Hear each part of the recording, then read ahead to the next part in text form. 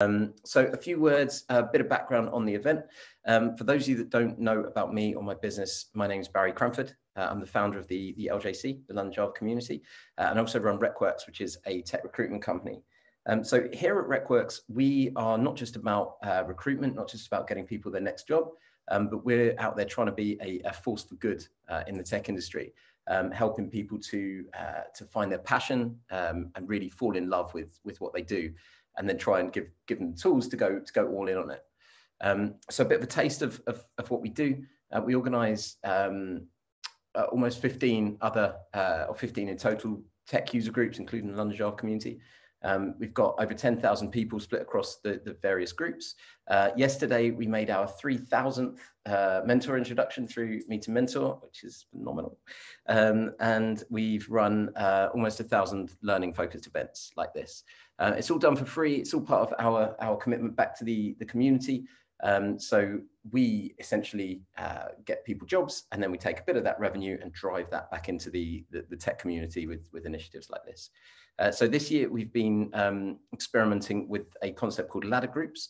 It's a bit different from what we've done before in that they are smaller learning paths where we're bringing people together that are trying to learn the same thing or transition from one place to another, bringing everyone together as a group and then introducing experts and doing all sorts within that. So this is the Aspiring Speakers event, which has come off the back of that. I've also got aspiring CTOs, aspiring principal engineers, and a few others. So yeah, if you're interested in any of that, or recruitment, or finding developers, then come and talk to me afterwards. See me on LinkedIn or Twitter or any of the other places.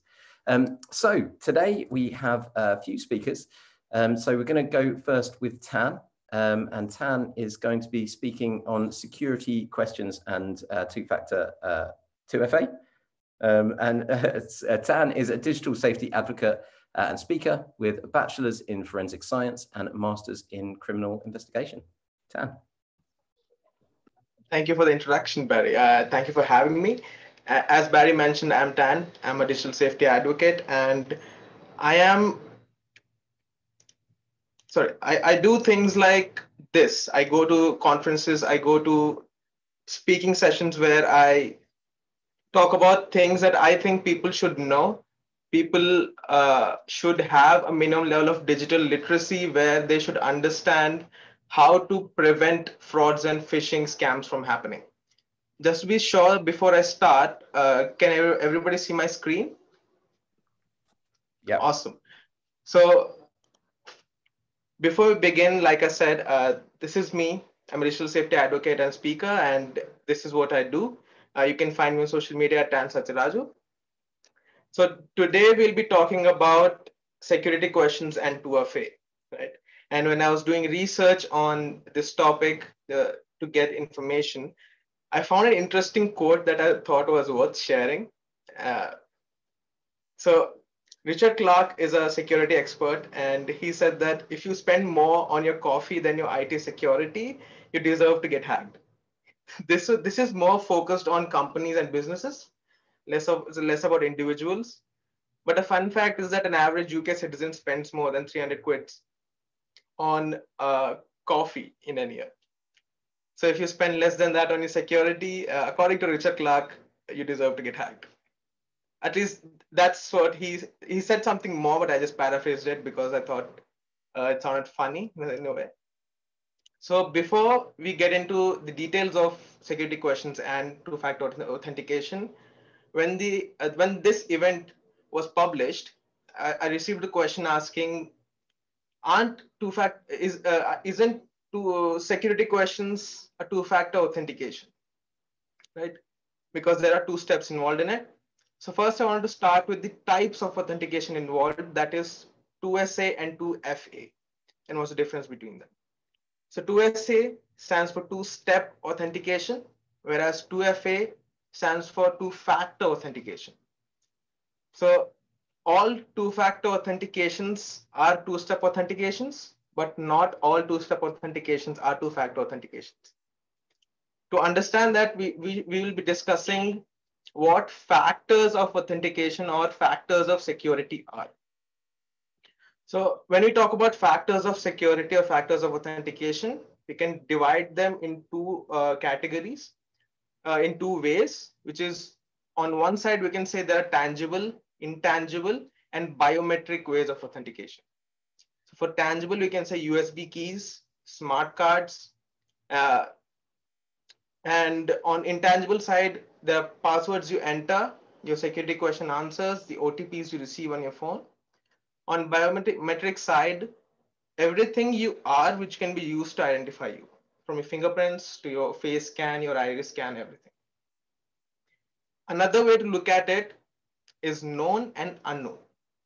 What it means is there are factors, there are security answers and solutions that you know the answers to.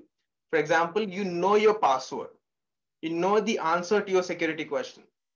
Whereas when it comes to things like SMS OTPs, your authenticator codes, those are things you don't know inherently, but they help you authenticate and provide security to your account.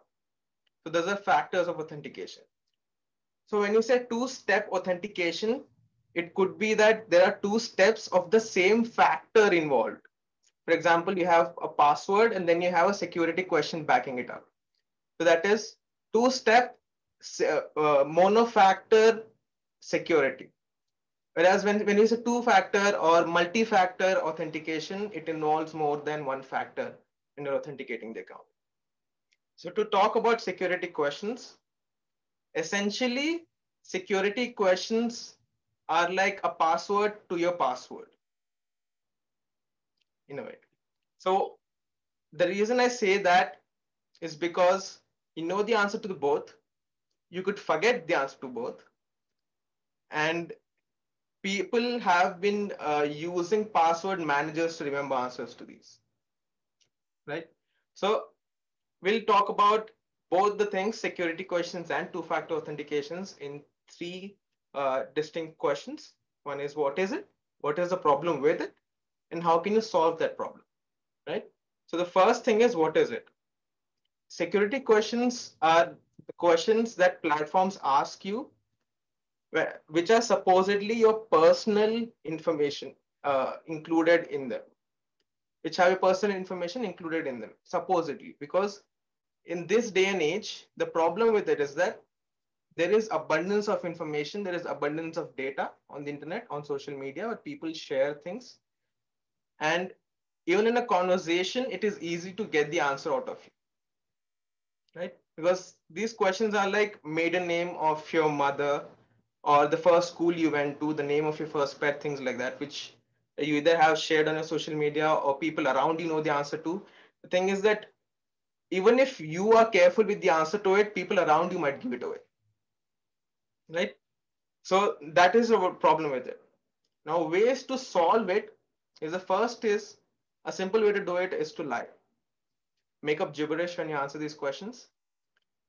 But the problem behind that solution is that you will forget it.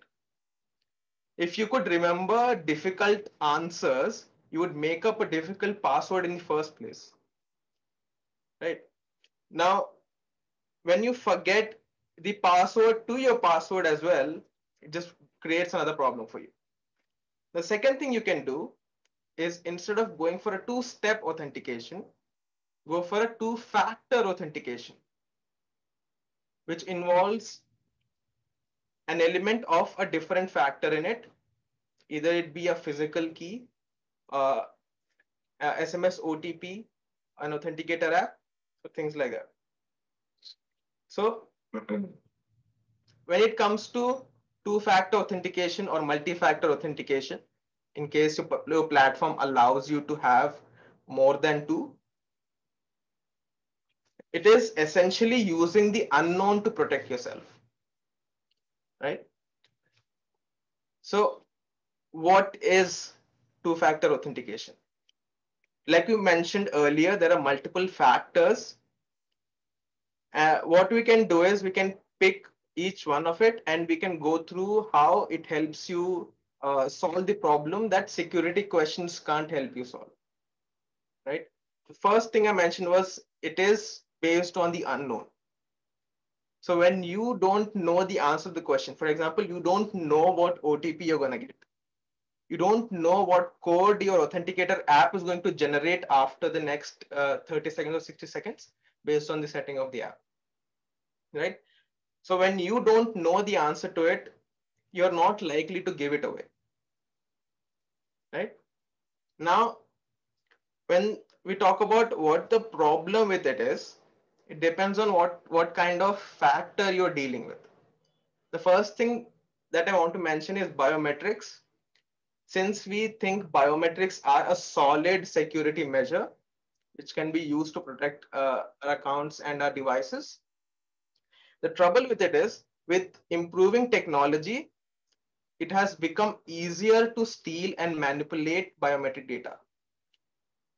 The simple example I can give you is using deepfakes, right?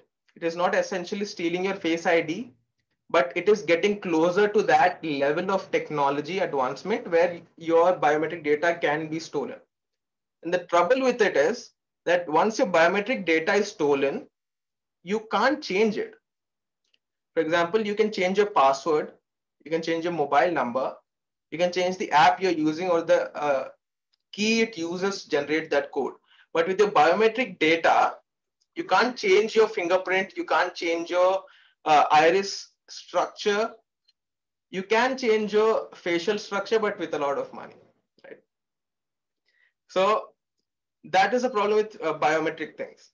Now there are SMS OTPs and there are uh, things like push notifications. You know, when you log into your Gmail account from a third device, it asks you to click on the push notification you get on your phone. So to authenticate that it is your account. So things like that are used as factors in authentication, but they have their own limitations in the sense that you might not have network coverage or you might not have internet coverage for you to get that push notification or the SMS OTP. So what I'm trying to tell you is the fact that there is no one size fits all solution to this. Because when you look into it, what it comes down to is like the nesting dolls. When you solve one problem, there is another problem. When you solve that problem, there is another problem. So every solution has a drawback. Every solution has a limitation which can be exploited, right?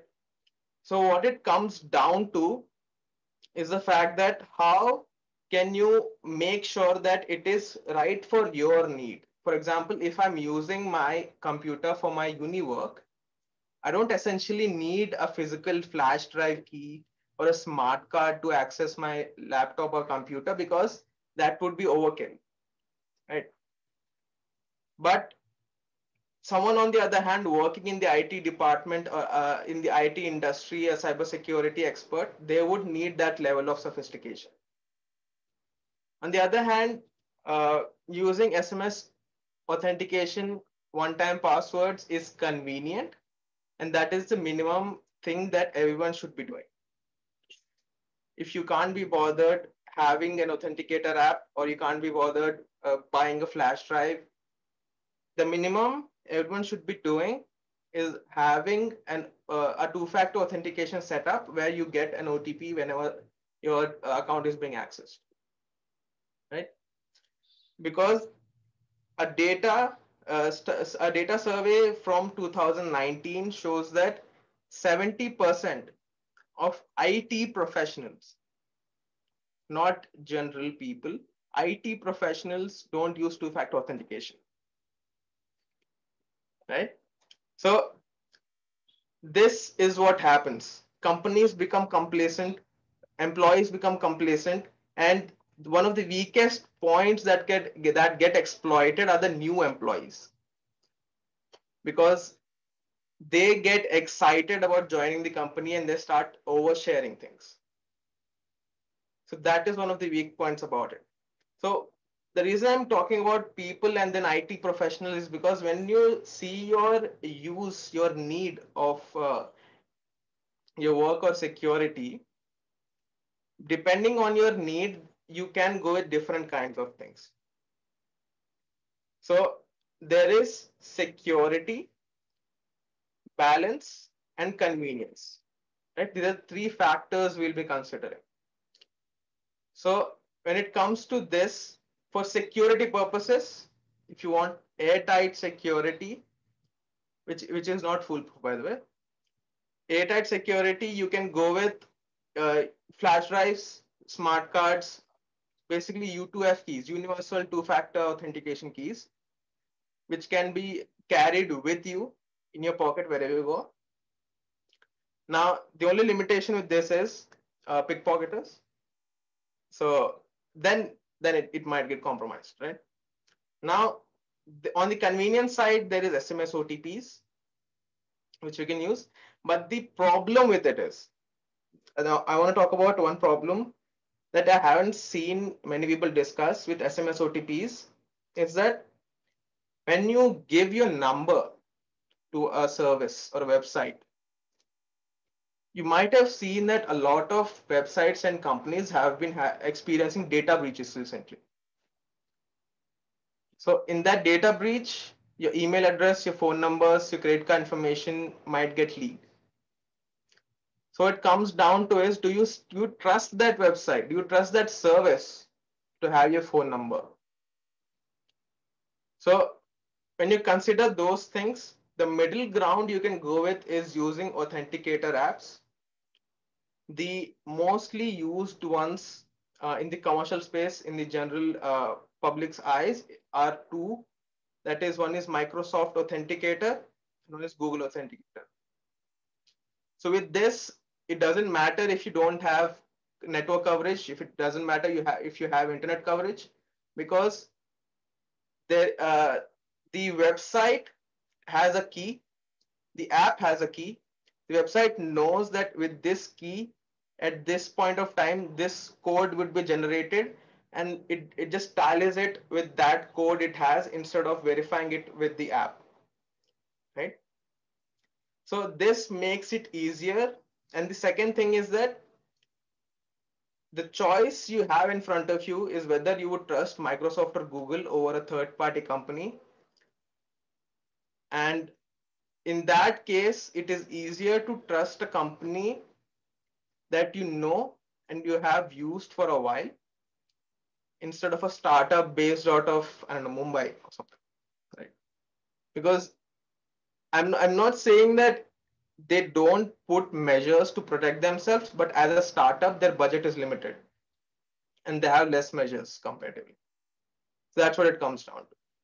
So based on your need, you have to choose between convenience and security. And I think authenticator apps are a good middle ground. And it's not just me who believes in it. For example, there's Ben Stegner, writer and IT professional. He says that if you have a choice, don't rely on security questions as a two-factor method, right? Because inherently they aren't two-factor methods. So that makes it easier for you to have control over your account.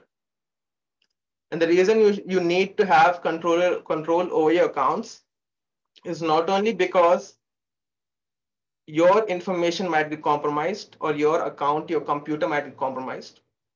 It's also because you might become a tool to exploit a third party,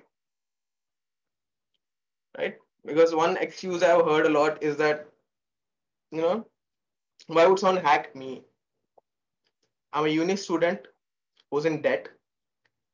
I don't have any money in my account. I'm on furlough. Why would someone hack me? Right? So the thing isn't that they want your information, your money. What could happen is, a simple example that I can give you is your computer or your device could become part of a botnet. In a simple manner, to explain it, I could say that in a botnet, your processing power is being used to exploit someone else's computer. So it is basically one person building a network of computers that work in unison to attack a third party, right? So you might not get exploited personally, but you might become an accessory or tool and someone else is getting exploited. And if you have experienced your computer gets sluggish or it takes time to boot up for no reason at all, there might be a third party at play. So that is what I wanted to cover for today. And if you have any questions, I would love to answer them. And if you would like to get in touch with me, I'm on almost all social media at Sattiraju, and that is my email. And I'll respond as soon as I can. Thank you. Back to Barry. Thank you very much, Dan. Thank you very much. That's a great talk. Great talk. Does anyone have any questions for Tan at all? Helen, so you've unmuted there.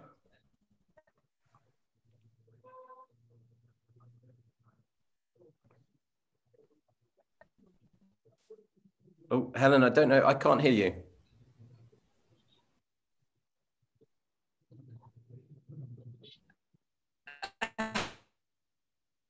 Don't know if this is me or... Nice. Yeah, no, not sure. Sorry, I don't know if this is my audio or not. Can people hear me okay? Yeah, I can hear you. Yeah. I think there's some interference with Helen. Okay, perfect. Can you hear me now? Yeah, I can hear you now. Okay. Can hear you now. It's not working? Oh, okay. Do you think that the use of two-factor authentication with SMS is going to decrease as SIM swapping is increasing at the moment? And obviously, if you get SIM swapped, your two-factor authentication with SMS is bad. Yeah. So it's you might as well not have it at that point. But the thing is that, agreed. Like I mentioned, a lot of people are not using it in the first place, right? So the reason absolutely. Yeah. So the reason I mentioned is because once you start using it, then you can start worrying about the drawbacks of it, right? Yeah. Because SIM swapping is a problem. I understand, because I have known people who have had their SIM swapped, and I've heard a lot of stories. I've read a lot of case studies. So that is an actual problem that is increasing. Yeah. And that is true, because it does become useless after you do it. It's interesting because I absolutely agree with you. Two-factor authentication is obviously better than no authentication, but then of course we've got SIM swapping increasing. So I'm going to be interested to see what that does to the security landscape. Yeah, exactly. So that is an great interesting presentation. Point. So, thank you. So that is why I mentioned that it is a middle ground to use the Authenticator apps instead of using your own SIM to use it. Yeah, great shout. Thank you. I have a question. Barry, you're muted, but my question. Yes. Yeah. Thank you. That was very interesting. I'm curious why. Like it seems like your point in the beginning was that the security questions that make up two-step single-factor authentication don't add a lot of security because they're like easily found out, or you have to use random kind of things and use a password manager, at which point, like, I don't quite understand why so many sites, especially places like banks, rely on them, or I don't know what they're like. What's your take on that? Why are they so popular if they don't help? So the reason they do that, so this is something that I like to talk about in terms of two things. That is in terms of company, that when I talk about company, I say that you should have an online structure for security. The second thing is that you should be training your employees on how to deal with it, right? So what it comes down to is companies become complacent. What they do is, let's just do the minimum required things, right? Let's do the minimum required things because they just can't be bothered to spend that amount of money or put that amount of manpower into dealing with these things. For example, when the ransomware epidemic was happening, companies everywhere were getting attacked by ransomwares, right? In that time, most of the companies that got hacked or attacked, a lot of the systems that got attacked were running Windows XP. When Microsoft themselves had told that Windows XP had exploits and everyone should move on to at least 8 or 10. So it just comes down to being complacent. That it hasn't happened yet, so it won't happen anytime soon. I see. This is sort of encouragement to be a bit more serious. Yeah. I guess. Exactly. Do I have time for another question, Barry? So all of your talk and a lot of the talk about authentication is based on the fact that I, a user, need to access some service, web service or whatever. But I think, have you ever seen any discussion of like when, for example, British Gas phones me, they have no way of proving, the person calling has no way of proving that they work for that company. There's no like authentication that I can use. They won't, I can't ask them their mother's maiden name or anything like silly like that. I would like to know just what your thoughts on that, that side of the problem. Yeah, so that is a problem, that it is difficult to identify someone and authenticate someone on the phone. So I don't know what the structure of the solution is in common, but what I like to do is when I talk to someone on the phone, after I have had a conversation with them, what I like to do is I tell them, so this is my email ID. If you can, please send me an email from your work email address as to what we have discussed and what you would like me to do. Right? So that I have a paper trail of what I have talked and what we have done. Well, that's a good idea. You should do it at the start of the conversation, just in case. Thanks. Yeah, that's clever. I like that. Thank you. Thank you. Great. Thank you very much, Matthew, Helen, and thank you, Tan. Really appreciate that. Thank you. So Sam, ready for you now. Sam, I'm excited about this one because this sounds like you're going to be talking about something that most people would consider pretty excruciating, of recording yourself and reflecting on things. So so for everyone else, Sam Burden is a marketing executive at Air France KLM. And she's recently decided to record herself every morning as part of a challenge that was set by her coach when looking at conquering improvements for her public speaking skills. So Sam, when you're ready. Yeah. So hi guys, can you hear me okay? Yeah. So I'm just about to share my screen in terms of my PowerPoint. So can you all see it okay? That's great. So hi everybody, welcome to my talk based on what I've learned about recording myself for 30 days. So it's about learning about what public speaking, the challenges and what you can take on board. So I want you to think back in terms of your experiences for how you, I suppose, practice public speaking, and sort of what techniques you use and what the event was for. Perhaps it was for like an ad hoc event, or maybe it was for like a work event, or even just general boosting confidence. So perhaps, I suppose the most common ones are just talking with a friend and doing practice with them, or just basically doing talks like this, just doing it all together. But have you ever thought of actually recording yourself and actually videoing yourself in terms of how you sound and perceptions of yourself? So for me, the latter was one of the things I've never really considered doing. I think for me, it's been quite a big fear. And if I confess, one of my biggest fears actually is watching myself watching myself back on from videos, either due to audio or even video itself. So this stems from a lack of confidence that's been generated for years in terms of being told I'm not, I suppose, not good enough, or just, I suppose it's a fear of embarrassment. And there's been times where I've been actually quite shy about doing videos and actually presenting myself. So I'm just going to, I suppose, introduce the challenge. So as I said, it's one of my biggest fears. And I was set this challenge in terms of understanding authenticity about myself and how I want to be perceived as a speaker. So I suppose analysing myself, I realised actually I lacked self-compassion. And for me to be an authentic speaker to people, I realised that I need to understand who I am as a person and how I want to be perceived. And no matter how much I could do practice with other people, I realised actually the only person that could view how I could see myself is myself. And so, okay, I was set the challenge to actually record myself just as an ad hoc task, to be confident and actually understand how I want to be perceived. So this ended up actually being a 30-day challenge.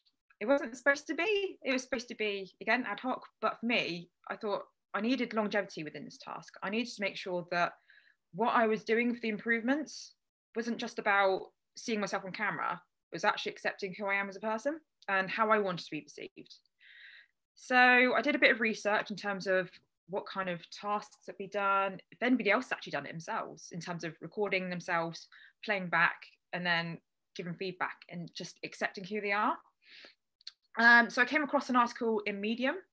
This is about a couple months ago. I should state the context of when I saw the article. So it's that it was a guy called Michael Thompson. He did a similar exercise where it was 4 minutes every day, recording himself and actually giving himself feedback in terms of who he was and how he wanted to be presented to people. So he did that 4-minute challenge every single day for about 30 days. And for him, it actually extended to 4 years. And the fact that within those 4 years, he's been able to improve his public speaking skills, and the fact that he's actually gone on to bigger challenges. So he's a communications coach for a European company. So what happened during the challenge? So basically, when I was organising this challenge, I thought, okay, then when was the best time to do it? Why was I doing it?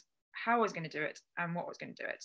So for me, I decided to do it for 30 days in the morning, every single morning, just before work. It focused on a 5-part challenge. So I divided it into sections that I felt like I needed to improve on. So for me, most areas that encompassed was self-confidence and actually talking about myself. And this ended up being 5 exercises. So one was learning to speak confidently about myself, so be able to introduce myself to people. Conversation starters and UX research questions, because I'm moving from marketing to UX at the moment. Body image acceptance to encompass confidence. Positive talk mantras to make myself understand how to be positive every day. And pace. Now, thinking about this, I thought, okay, then this is fine, doing a 5-part challenge, 30 minutes every single day. How hard can it be? Much harder than I thought it was, actually, in terms of having that core issue to improve self-confidence. So for every morning in November, I decided to wake up earlier than every morning to review, critique, and record myself in areas I thought I lacked confidence in.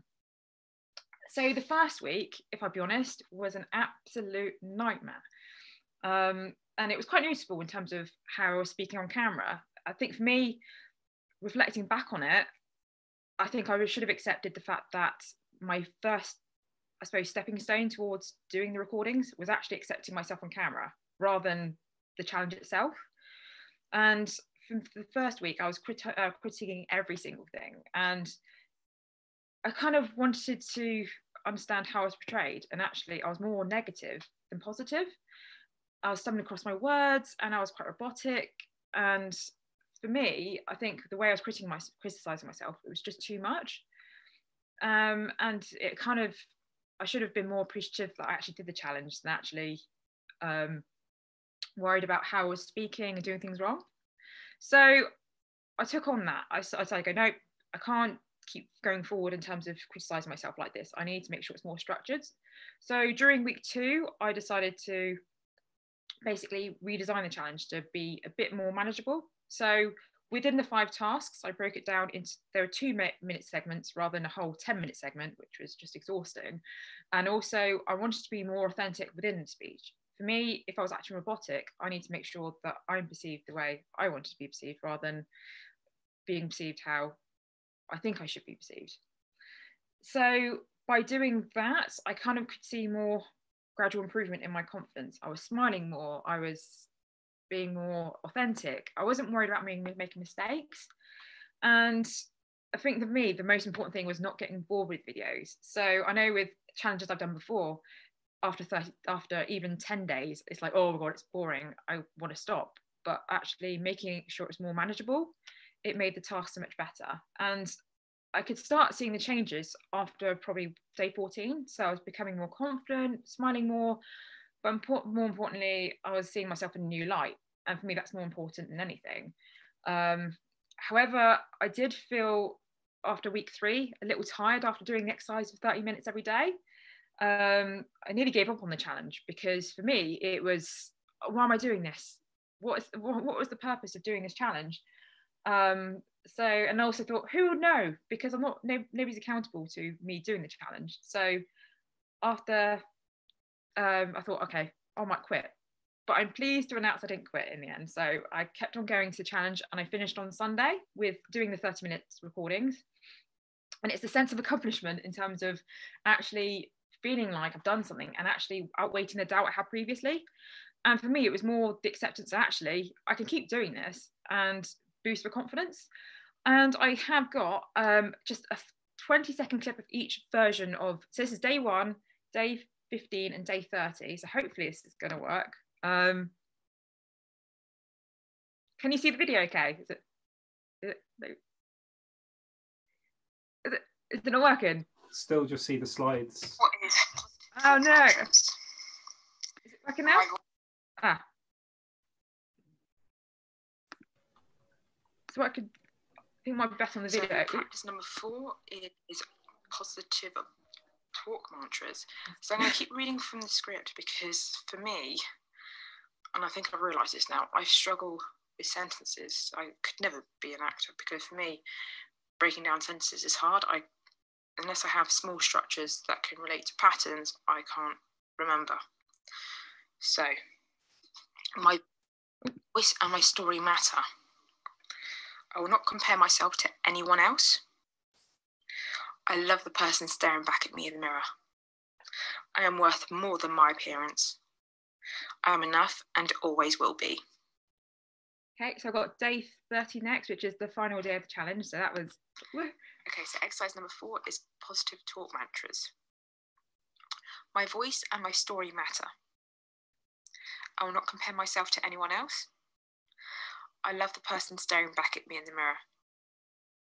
I am worth more than my appearance. I am enough and always will be.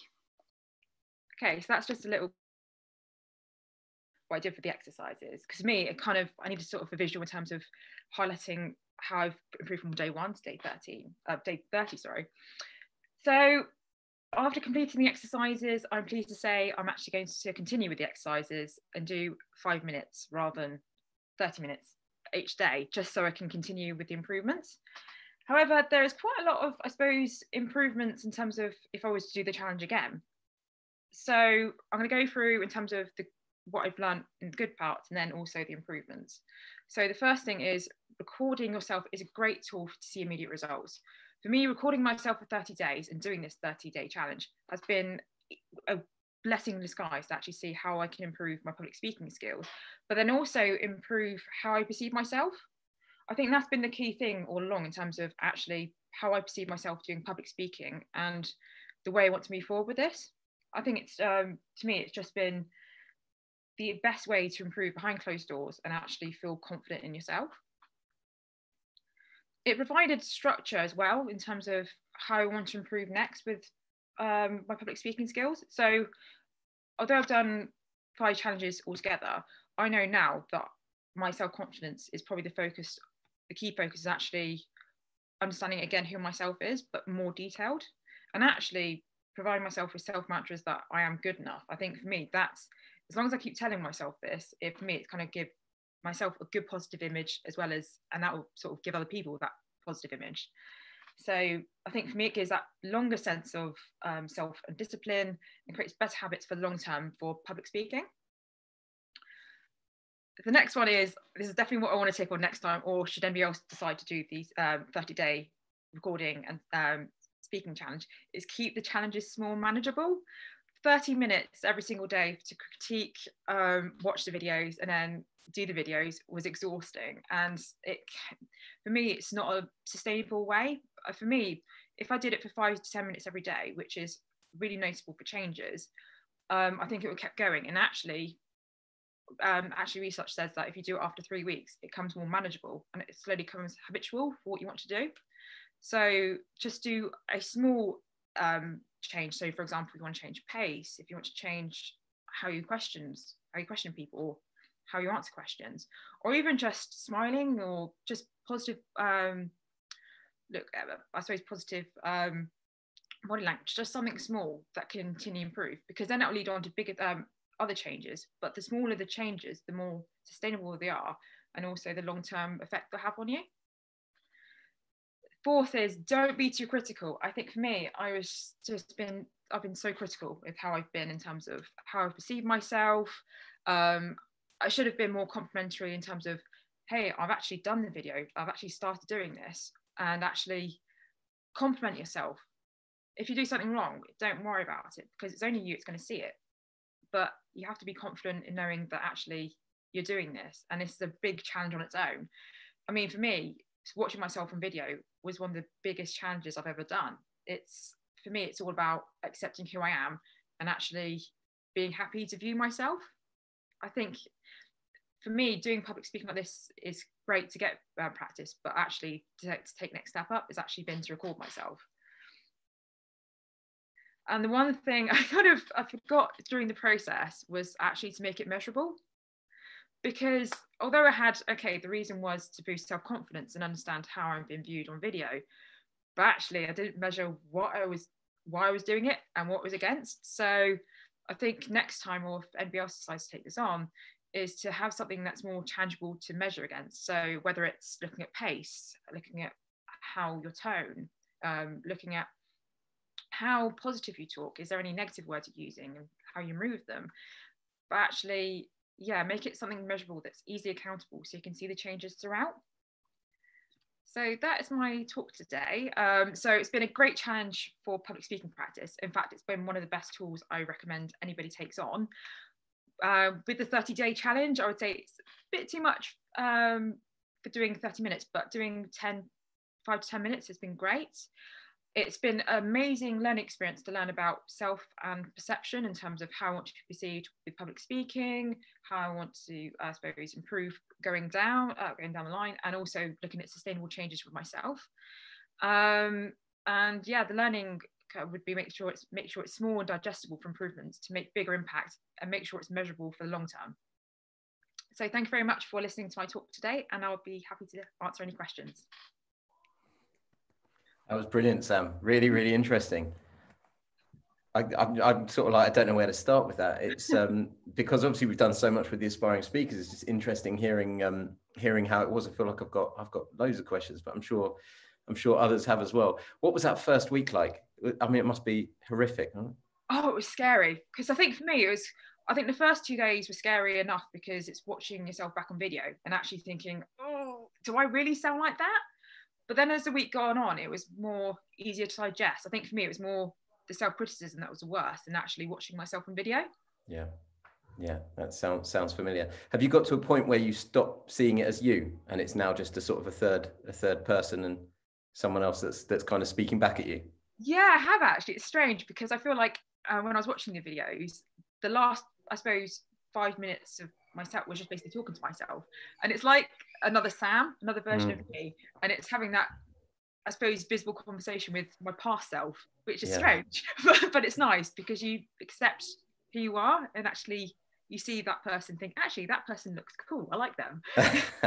Yeah, I've seen a lot of speakers have said this. A lot of experienced speakers that I've interviewed have said a similar thing. You stop seeing it as you, and you start almost being in that third person. So interesting, really interesting. Does anyone have any questions for Sam?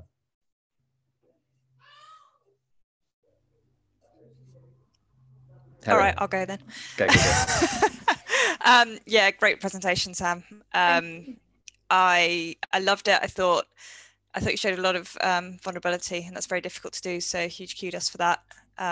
I think it's something. I know it's something I'm definitely going to try. It's interesting because I do a lot of screencasts, and I'm now immune to hearing my own voice back, but I'm still incapable of watching my own video back.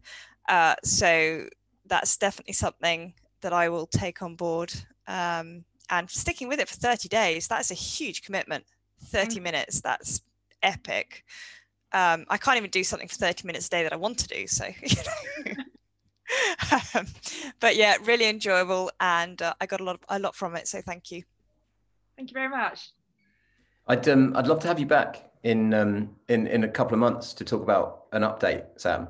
Okay. Just to kind of see, because I personally, I've seen. Have you given? Is this your fourth talk with us now? think so, yeah, actually, yeah. And you can see a difference, you know, in that time, and yeah, I'd be interested to see you in you know, you probably be communications coach at this point in the future, but yeah, no, I'd love to see that. I think it's something that we'll, if you do plan to write this up as a blog at all, then you know, we might share with new members as a recommendation, but I guess we'll have the video so we can do that as well. So yeah, no, interesting. Thank you very much, that sounds good. Matthew, I see you've come off mute there. Did you have anything to ask? Well, I just echo what I do have a question, but I want to first echo just what everyone else said. That was really impressively brave, and yeah, the kind of affirmation that you were giving yourself. I guess, were you reading? Is it like saying the same thing every day from a script, or is it? It was, yeah. So I kind of had like a 3-page script where I was reading it from, because for me, like, I thought I could read it just on its own, but I needed that script just to reaffirm what I was trying to say to myself. Because I think for me, it was reading from the script was fine because it was kind of giving me messages that I was trying to put across. But then if I tried to do it spontaneously, it felt like I was trying to come up with something new. Mm-hmm. So yeah, I found the script kind of easy to do, and it broke it down a little bit as well. Yeah, it's interesting. You mentioned that you'd got the idea from reading a blog post. Yeah. If you could share the link to that before, and so I can read that until you've written up your own.